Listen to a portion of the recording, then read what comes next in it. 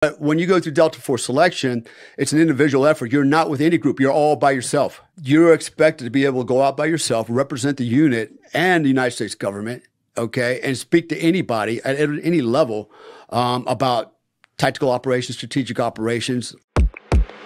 They canvass the Marine Corps, Air Force, Army, everybody, right? Everybody that's eligible. Out of those, everybody they've canvassed, they only select 100 guys twice a year to try out. Right, so you look to even try out. To try out. My class, when I went through, my class, for whatever weird reason, had 110 guys. I'm not sure why we had 10 extra guys, but we had 10 extra guys. Of the 110 that started, 6 of us completed the course. Of the 6 that completed the course, 3 of us got selected. I was the youngest Delta operator ever at the time, at the age of 23, to get selected. The other 2 guys were 33. Whoa. So think about that for a minute. We've had some classes where 1 guy has made it or no guys have made it. Okay, that's how difficult it is. When people talk about SEALs and BUDS and blah, blah, blah, let me tell you what the difference is between, you know, yeah, you said it, right? I'm not going to say it, but, you know, some of them are my friends. I don't want them beating me up either.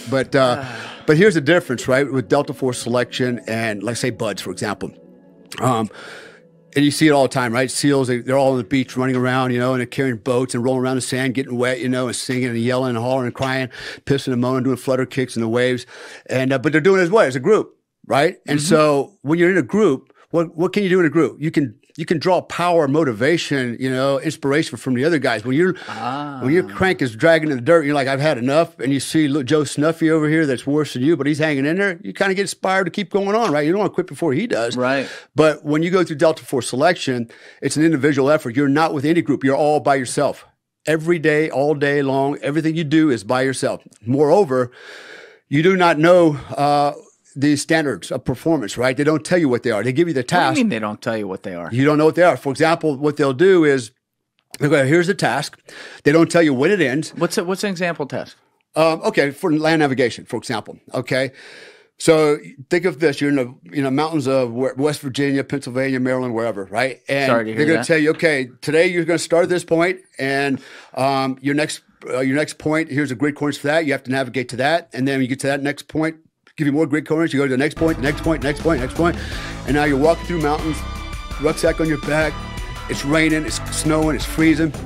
You're tired because you're walking up and down mountains. You're full of mud and piss and vinegar.